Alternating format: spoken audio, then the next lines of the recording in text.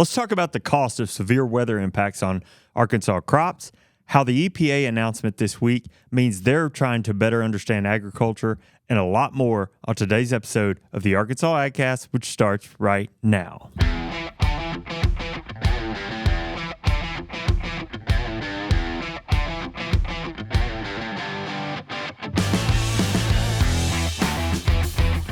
You're listening to the Arkansas AgCast, where we discuss the latest news, trends, and issues impacting Arkansas farmers and ranchers. Our show is brought to you by the Arkansas Farm Bureau Federation and hosted by Jason Brown and John Nickman. Happy Wednesday, everybody. It's Thursday when you're listening to this, but it's Wednesday when we're recording. Well, congratulations. We made it to Wednesday. Hump Day. Yeah. Did you ever see that old commercial? Yeah, I did. Was that a Geico commercial? I don't. Maybe so. We're probably maybe not supposed to be saying company names. You do a lot of things that kind of break the rules of traditional. Yeah. It's all right. That was a thing, like to a point where people were like, "Oh my God, is Bob really saying that again today?"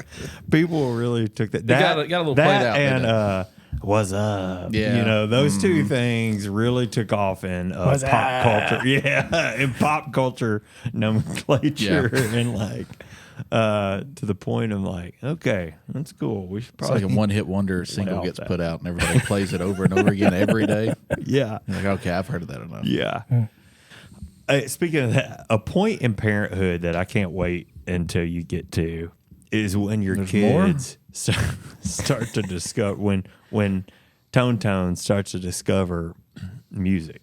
It starts to come into his own music. You should see his little dances, man.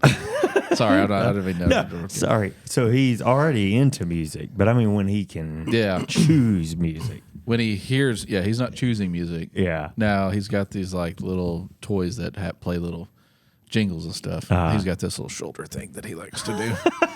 it's like a broken wave, Yeah. But he gets down, to a point where he's doing it because he enjoys it, or he knows you guys really. No. He likes the sound. Like he knows it's something that makes him groove. That's funny.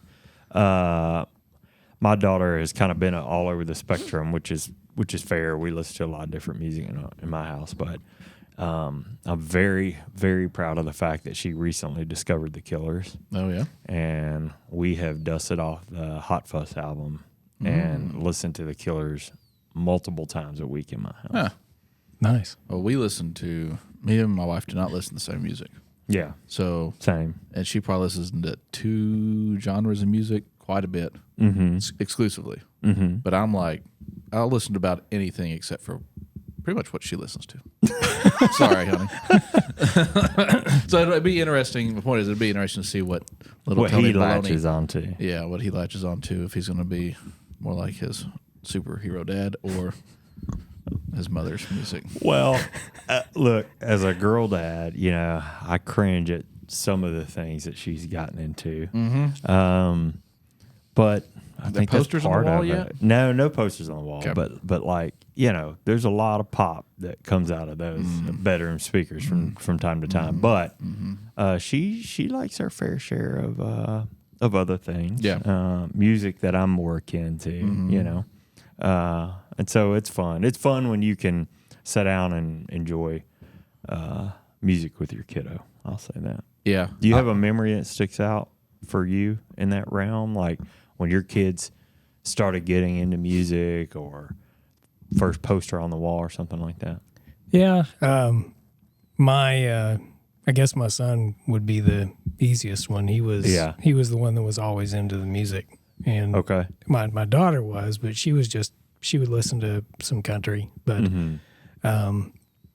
he was extreme into bands and wanted to know all about them and wanting to get posters and shirts and all the things. Still is. Yeah. But yeah, he like was father, always like son. He was always big into music. Yeah. And I could play anything and he'd start moving to it. So it's pretty cool. Yeah. It's a fun fun part. And now she's taking piano lessons, so kind of learning. Yeah. I definitely listen, or I guess I listen to a lot of different stuff, like I said. But if you got in my truck today, more than likely it'd be classic rock. I don't like messing with the radio. It just needs to be on something that I'm okay listening to. Yeah. But like that's definitely influence from my dad. You know. Sure. I mean, those, and a lot of times, especially in bigger cities, you know, those were your most popular stations. I mean, hands down, they were. Yeah. You know? Well, now the dark side of things. So my son's daughter is has discovered our Alexa. And, it's like nonstop.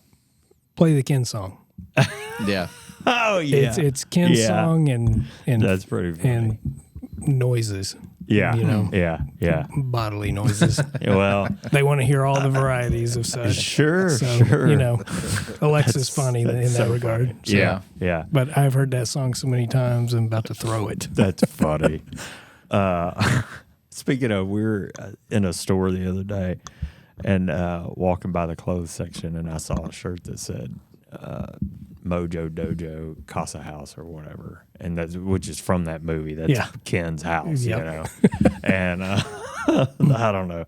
He's hilarious, Ryan Gosling. Oh, he is. Yeah. He's just a funny guy. Yeah. That last time they came to spend the night, I'd heard it so many times. I'm walking around the house mimicking the whole thing. I'm like, I got to stop. I'm turning into Ryan Gosling. That's funny. That's funny. Yeah, man. Music, to your point about classic rock, I also think there's a little bit of dad mode that comes along with that, right? That and yacht rock, this genre that, you know, has sort of taken on this brand as yacht rock. Are you familiar with what I'm talking about? I've heard the term, but I don't know what it is. I would think of things like, gosh, anything from like Michael McDonald and like things like that to, I don't know. I mean, you know, Steely Dan, you know, stuff kind of like that. It's not classic rock, but it's from that era, if that makes it all sense. Do you remember like the old 98.5 radio station out of Little Rock? Oh, yeah. B98. Yeah, B98. That sounds a lot like if you listen to B98 at night, that's probably what would pop up. Only at night? Yeah. Only at night. Yeah. They go a little crazy. Smooth jams. Satellite radio has a station called Yacht Rock. I mean, that's a genre that I have found myself in the past 3-4 years, you know, in my 40s, getting into. Like, I don't know. I'm a big fan, you know. So anyway, our taste changed. I would have never thought that I would be listening to the likes of you know, Doobie Brothers and Christopher Cross and you know, Michael McDonald and all that. What question? So when you're studying, or if you studied in school, or if you're working at work right now, do you listen to music? And if so, does it have words in it? Like, is it somebody singing, or is it just instrumental? I do, and a lot of times it's instrumental. Yeah, I'm instrumental as well. I can't, if there's words, somebody's singing, I can't pay attention to what I'm trying to do. I mean, sometimes I can, but like I prefer instrumental. I discovered a long time ago these playlists under the category focus. And some of them are upbeat, some of them are slow, some of them are strings, some of them are piano. You know, they're different sort of vibes, I guess I will say. But yeah, most of them. Like it could be classical music, or it could be extreme electronic house music. Yeah. As long as it doesn't have anybody singing, I'm on that page. Most times that's what I'm doing is instrumental. If I have a chance to listen to you do a lot of soundtrack stuff. Yeah, soundtracks and that kind of thing. If I listen to anything that's got words, I'm afraid I'm going to turn into Hugh Grant from Love Actually. And I'll be dancing around the office and somebody's going to walk in. I'm like, yeah. So, well, look, an exclusive for AgCast listeners. If you're ever at a Farm Bureau event that Brian is producing, which is all of them, just give the little transition music an extra ear, because he always sneaks in some instrumental that you know, and you're in the back of the room jamming. You're like, oh, he just like winked at me. He did with the music. he did like the Avengers or Guardian of the Galaxy soundtrack. U2's always going to be in there. He'll always do a little couple of Easter eggs, I'll say, and it's enjoyable. Yeah, I just remember, I can't remember if it was O&L or convention. I was sitting in the back of the room talking to somebody as we were picking stuff up, or maybe in resolutions. I was like, this is the Avengers soundtrack. That's Brian. Yeah. That's Brian. It's a lot of fun. Anyway, music makes our life better. Thank you for the work you do. Well, thank you, sir. I appreciate it. Amen. Yeah. Well, let's get on and talk about some work stuff. How about that? Since you were trying to get us there, segue into work. Oh yeah, I guess I was unintentionally. Shout out to everybody in DC this week. We've got our county president's tour in DC. Those folks, most of them, I think, touched down yesterday. They had a really long day. Yeah. They took that direct flight out of if you flew out of Little Rock, you probably flew out like 4:30 or 5 in the morning and got there. Yeah, that's an early one. And they all went all the way back down to. I saw last night photos of a nighttime Capitol tour. Oh yeah, with Representative Westerman, I believe. So they had a long day yesterday, and up and at it again today. I've already seen some social coverage on this. They were at USDA, had breakfast with Congressman French Hill and Steve Womack. So busy day again today. I know certainly part of what they'll be talking about while they're in D.C. is the Farm Bill. Yeah. And the priorities that of our members when it comes to the Farm Bill.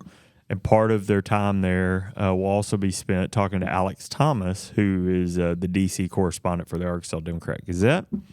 Alex is, I know he met with some of our folks at breakfast this morning. They're going to talk again this afternoon. And, so he'll be writing up a story about our folks. Haven't we? We have. Yeah.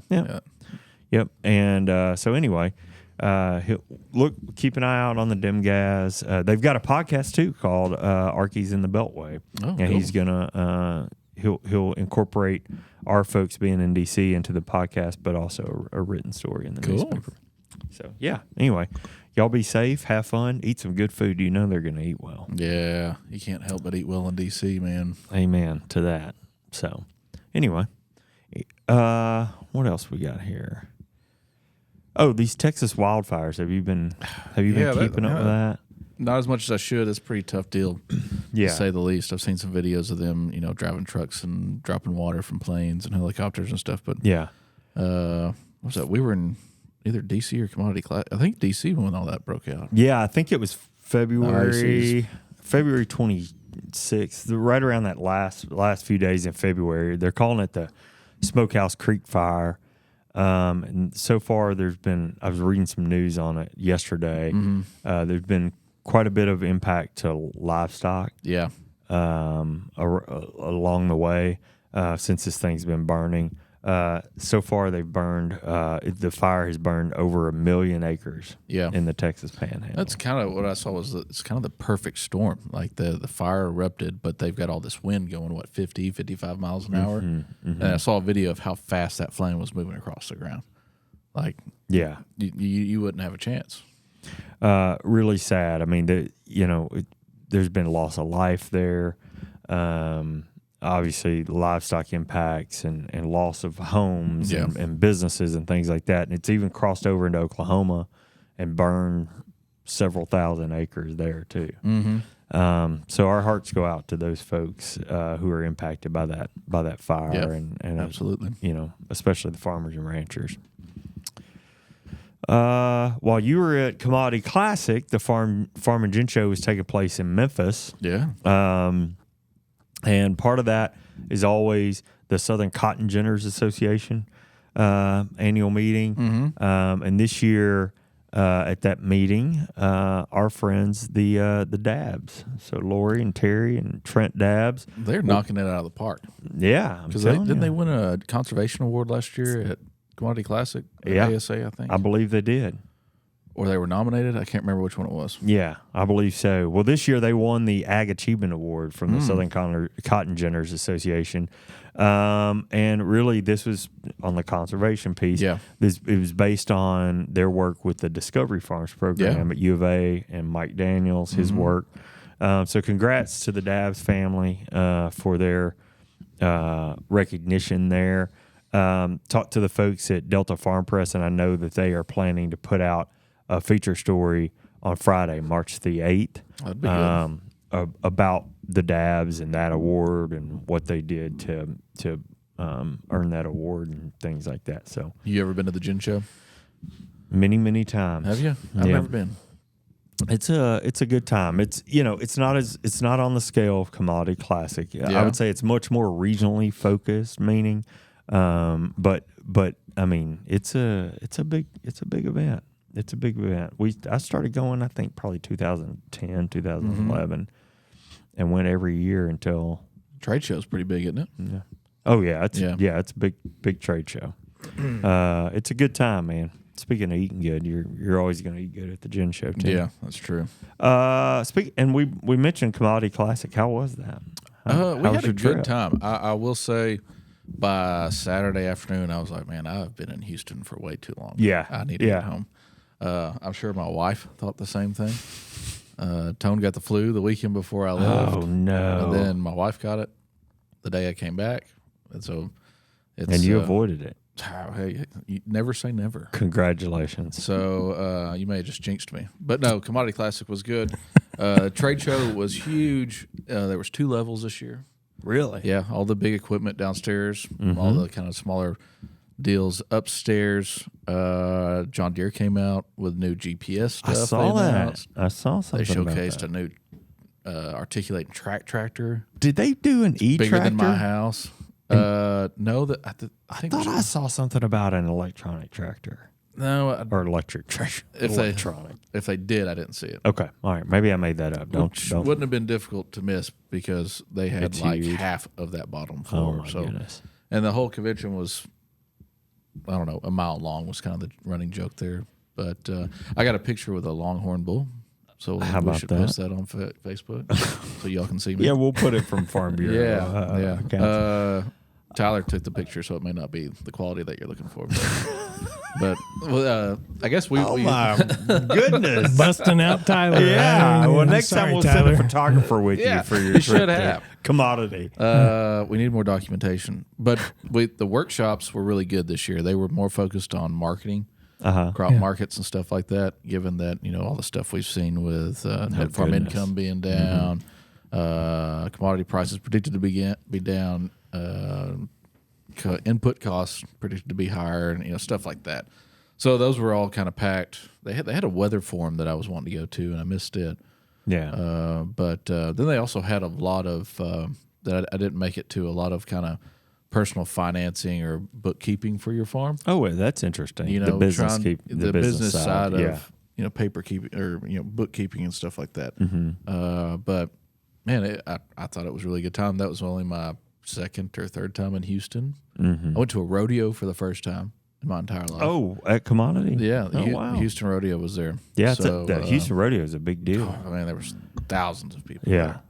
I had some friend, a buddy of mine that moved down there to go to law school. Yeah, it almost made me want to buy a cowboy hat. I got real close. Well, I'm not going to say you made the right decision, but I am going to say I'm glad you're all here. I'm saying is there's some good-looking cowboy hats in Houston. But where were you planning on wearing this cowboy hat? If you can wear a cowboy hat, you just got to wear it, right? So as long as you have confidence, you can wear it wherever you want to wear it. My only stipulation is not in the truck because I can't stand that back brim hitting my headrest. It's just like it's annoying.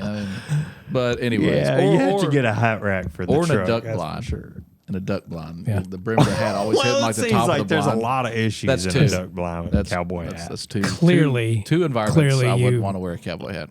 Clearly, you have thought this out very thoroughly. Well, I'm trying to figure out which one of those circumstances I have some talked about full-brimmed hats that I've worn before. They're just not cowboy hats. They're like hiking hats or sun hats. Or something like that. All right. Well, straw hats, but Indiana Jones type hat. Yeah, just like that, to some extent, I guess. But I think our membership, we took some of our division chairmen with us. I think they really enjoyed it. Yeah, and really got to see some information they probably wouldn't have gotten to see if they hadn't gone. Yeah, if that makes sense. It's a really great show. Yeah, I mean, it's on a different level than anything. There's else. so much information to consume there, and you wouldn't be able. This is my second year. I still haven't been able to hit everything I wanted to. Yeah. So, but yeah, that's it. It was a good one. Next year's in Denver. Oh, that's fun. So, but we did hear some people from northern states complain, like, well, we wanted to go to a warmer state. I don't mind going to Denver. Yeah, for sure. But anyways, it's as much fun as it is. There's a lot of good information there to learn and bring back. And I think that was kind of our perspective on taking the chairman. Mm-hmm. So they could be better prepared for our division meetings. You also you get to understand issues from a much broader perspective. Yes. That's what I think is interesting. Mm-hmm. It's things that seem just kind of maybe scoffed at or passed over or whatever that may be when you're here in the state. Yeah. You don't really understand. Oh, well, that's important because these other farmers or these other areas of agriculture really see the impacts of that differently, and I think it just broadens your scope. You also, I really appreciated being able to listen to somebody speak that's well known for that subject that I probably would never see come to Arkansas. So that was pretty cool. Like we were in a farm bill discussion, and the main staffers for those particular offices were there. Mm-hmm. So it was really interesting to see their perspective on certain things and what they thought the farm bill would do or didn't do. Mm-hmm. I thought it was pretty cool that they didn't bash each other either, though. So nice. Yeah. So I don't know. Plus, you can walk up on somebody's booth and just see like an artist with a song at the top of the country charts just performing in their booth or whatever. It's kind of crazy. Yeah. My only complaint is they didn't have as much free stuff this year to hand out. It's tough out there this year, Brad and I talked about this earlier. Hey, he's one of those folks that's got like 3 bags on a yardstick. Yeah. He's just if you come in my office, the table. All the little squishy little stuff, things. Yeah. I got those last year at Commodity Classic. I brought back 2 this year. He's feeling squishy withdrawal. Yeah, he is. Yeah, he is. I'm a big ccollector of squishies. All right. Well, let's dig into the news. Okay, let's do it. You want me to go first? Would you? Oh, yeah. All right. Yeah. Okay. So we got some potentially favorable news for agriculture coming from the EPA, just announced last week. Yeah, man. While I was at Commodity Classic, I missed this workshop, but on March 1st, the U.S. Environmental Protection Agency, or EPA, Administrator Michael S. Reagan announced that the agency is establishing the first ever EPA Office of Agriculture and Rural Affairs. The new office will be led by Rod Snyder, who has served as Administrator Reagan's senior advisor for agriculture since October 2021. With this new office, EPA hopes to expand engagement opportunities with agricultural and rural communities. Administrator Reagan was quoted saying, "Farmers and ranchers are crucial partners as we work together to deliver clean air, clean water, and climate solutions, all while playing the critical role of ensuring an abundant fiber, fuel, and food supply. With the launch of this new office, we are ensuring agricultural and rural stakeholders will continue to have a seat at the table for many years to come." According to the EPA's press office, the new office will work in close coordination with EPA's program offices and regions and will forge practical science-based solutions that protect the environment while ensuring a vibrant and productive agricultural system. In support of the Biden-Harris administration's Rural Partners Network, the office will also collaborate with small, underserved towns and rural communities that are seeking federal investments in infrastructure upgrades and the other community improvement opportunities. Nice. The new office will also assist with closer coordination with the federal and state partners such as USDA and state departments of agriculture.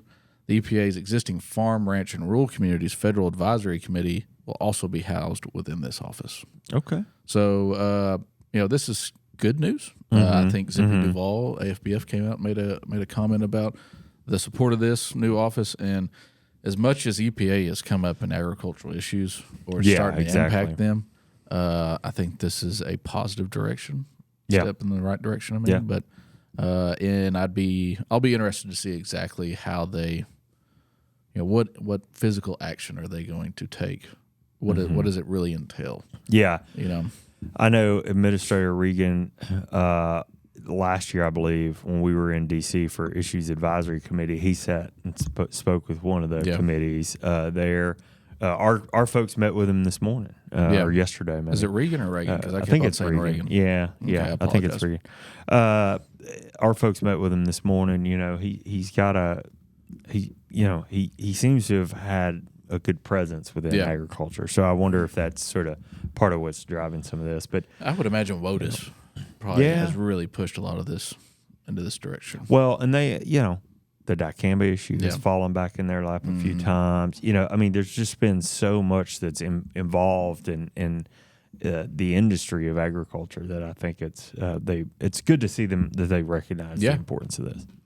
So anyway, all right. Well, my first story of the day comes to us from the American Farm Bureau economist team, and someone we've referenced several times on the show here, Daniel Munch. Hey, speaking of cowboy hats, Daniel was wearing a cowboy hat at ISC's the other day. Really? And it was a good-looking cowboy hat. Not to interrupt you. Well, did you get any tips from him? But no, I didn't. But he was pretty happy when I told him that. I was like, hey, that's a good-looking cowboy hat. Oh, boy. Yeah. Anyways, back to the news. Well, all right.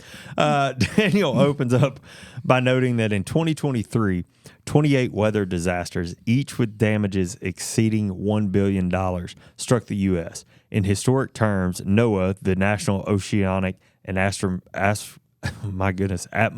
Administration, ranked 2023 ninth in terms of the total inflation-adjusted economic impact of these events. The 2023 disasters cost industries across the economy an estimated $92.9 billion, with 490 lives lost, creating a lasting mark on the communities impacted. Man. Crop and rangeland damage estimates for 2023 show losses from major disasters at over $29 billion, or 23.6% of NOAA's total economic impact figure. Of that figure, nearly $12 billion in losses were covered by existing risk management agencies, RMA, programs as of February 2024, leaving another $10 billion in losses not covered through RMA for various reasons. Yeah. Now, not included above were drought, excessive heat, and wildfires, and those alone accounted for just under $17 billion in total crop losses. Wow. Another $4 billion in crop losses was linked to excessive precipitation, flooding, and hurricane events, and then you've got another $1.3 billion caused by hailstorms. It's important to note here that AFBF crop loss estimates do not include infrastructure damage, livestock losses, complete horticulture crop losses, or timber losses associated with the selected weather events that we mentioned. They say that these estimates should be viewed as a minimum baseline data point. Yeah. According to the report, Arkansas saw a loss of crops valued at just under $200 million, and Texas suffered the most significant hit for the second year in a row, with over $4.8 billion in crop loss from major disasters and severe weather. Arkansas lost another $70+ million in crops, pasture land, rangeland, and forage due to drought, wildfire, and heat, and yet another $125 million plus due to hurricanes, flooding, and severe precipitation. The report wraps up by noting 67% of the losses in Arkansas were covered by crop insurance, but points out an opportunity with the current work being done on the Farm Bill. The next Farm Bill is an opportunity for lawmakers to fill gaps in existing risk management programs, providing similar risk management opportunities for farmers regardless of what they grow. Daniel summarizes by saying the sure and timely payments associated with crop insurance and other Farm Bill programs are often critical for farm-level stability and ultimately for a safe and secure domestic food supply. Yeah.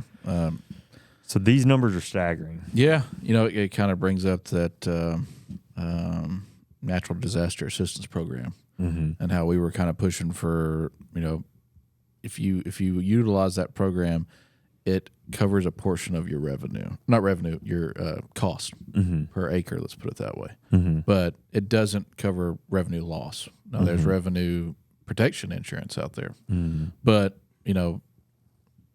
looking for something a little bit more substantial, a little bit more teeth on it than what NAP offers. And then, I think another thing that was brought up in this article was damage to forestry, timber losses. What was it, 2 years ago? We had some severe wind events that knocked down a bunch of hardwood timber and wet ground that had already been rained on quite a bit. And none of that was covered under that. And a lot of those landowners were relying on those trees for, say, retirement. Yeah. Kids' college funds, right? Et cetera, et cetera. Real world implications. And you couldn't get in there to remove those trees because it was too wet. So huge losses. Yeah.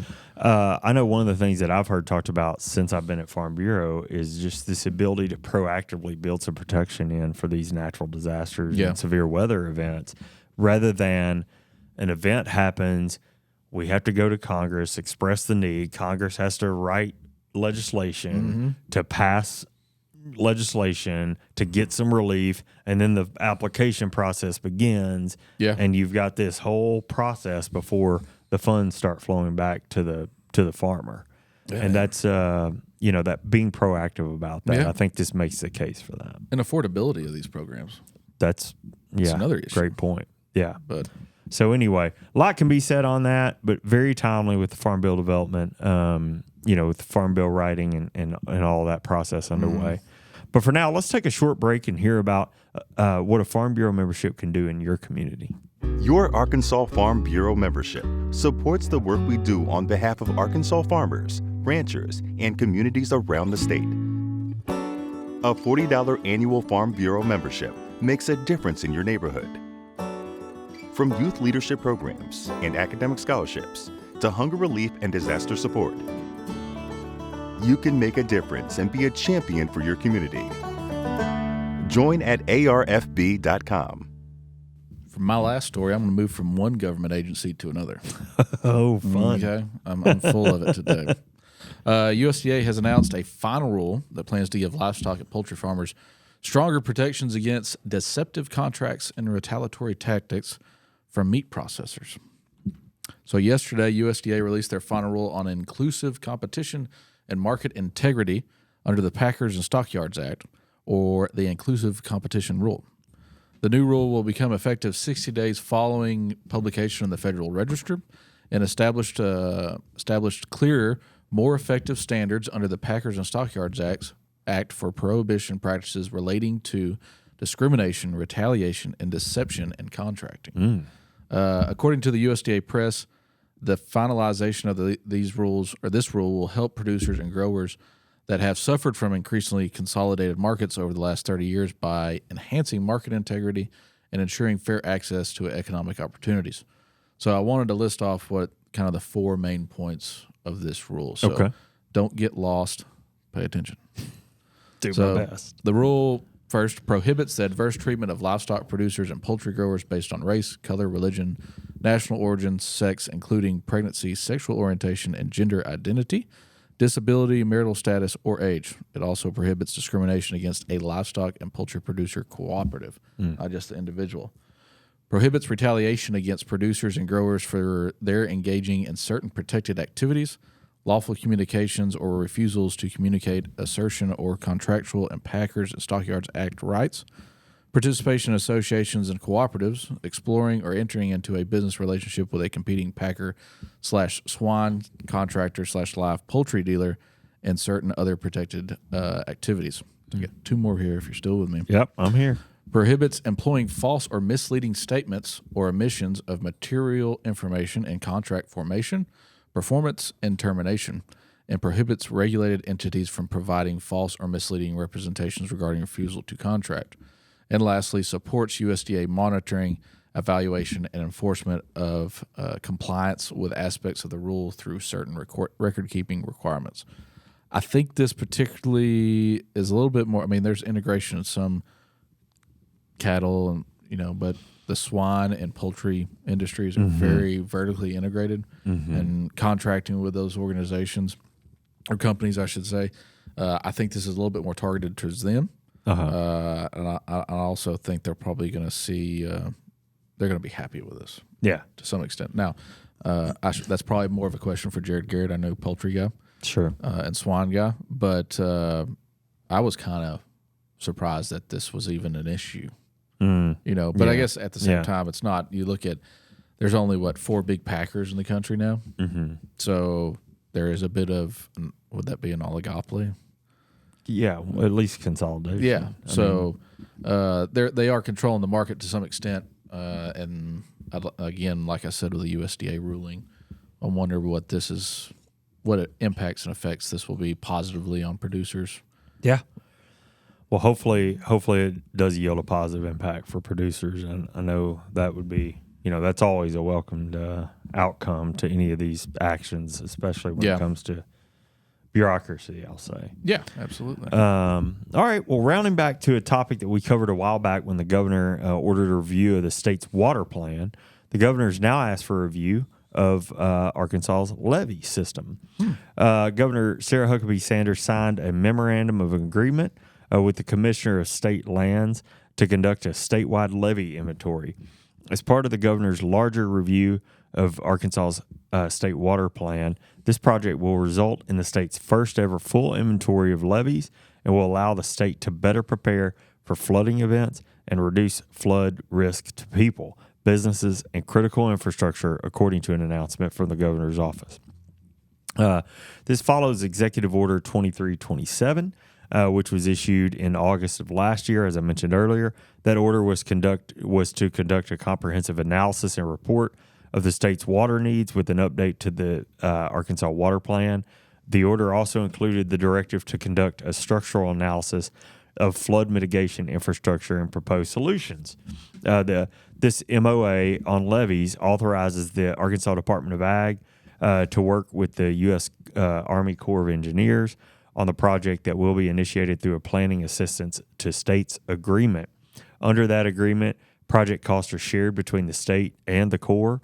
State Lands Commissioner Tommy Land has agreed to provide up to $250,000 as the state's portion of the project cost.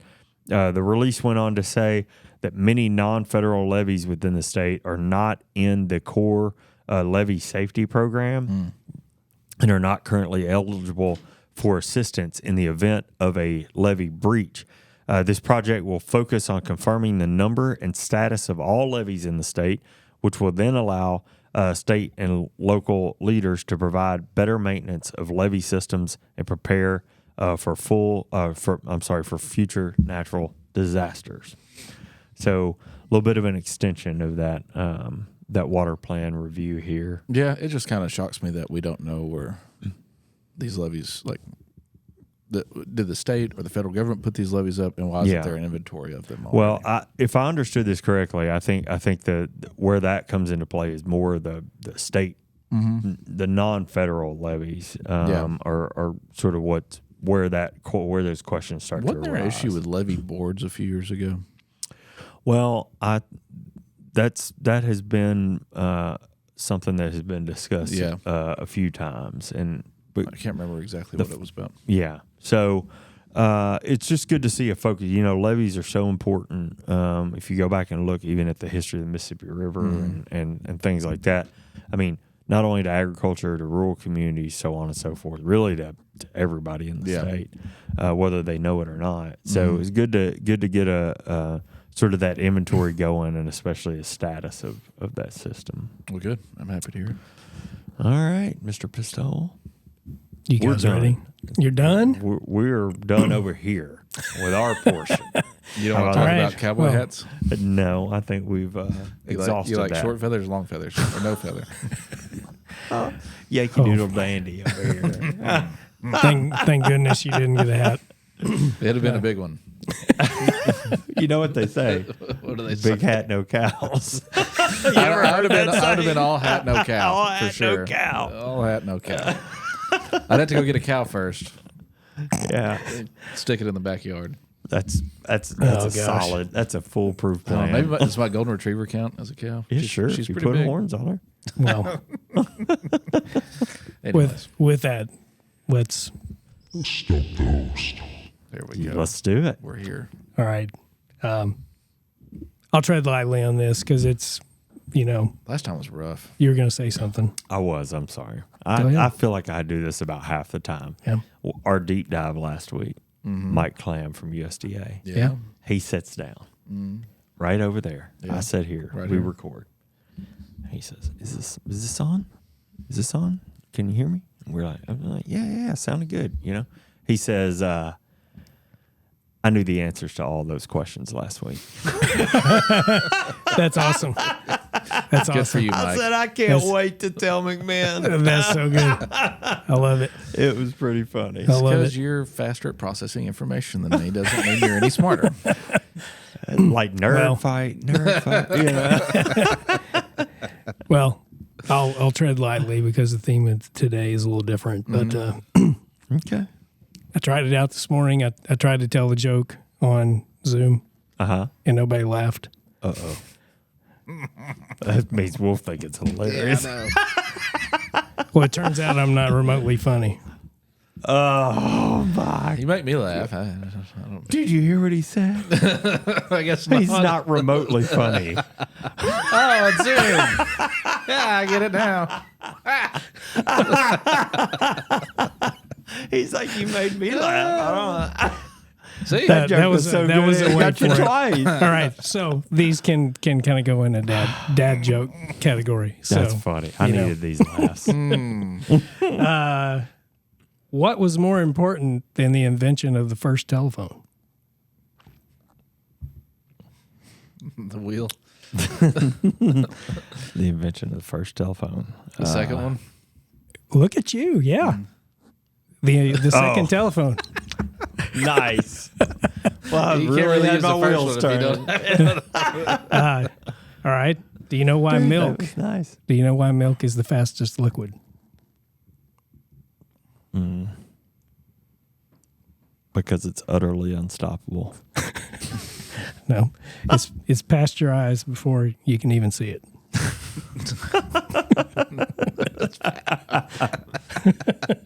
That's a gift that keeps on giving right there. Exactly. See, I got it. Yeah. These all fall in the category if you're gonna be mad at yourself for laughing at them. Yeah. Okay. But you can't help but laugh. My at face hurts. This is good. So, SCUBA is an acronym for self-contained underwater breathing apparatus. Mm-hmm. So, what do you think tuba is?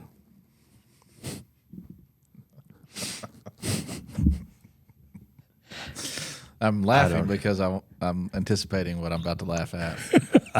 I don't know. I give up. Terrible underwater breathing apparatus. Welcome to the Arkansas Agcast, where you just get to listen to the three of That's us right. laugh for a while. That's right. And I'll leave you with this one, just because of one of the last weekends we just came off of. Terrible. A group of dolphins is called a pod. Mm-hmm. A group of falcons is called a cast. So if you ever watch the Miami Dolphins play the Atlanta Falcons, what do you have? Podcast. Bing. There you go. We each got one. That's all I got for you this week. Those were good. I like the remote one and the pasteurized one.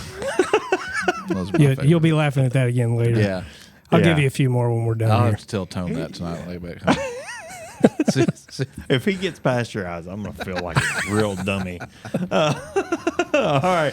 Well, that wraps up the news this week. Thanks for following along with the Arkansas Agcast, putting up with our silliness and everything. We're grateful for you taking the time to watch and listen.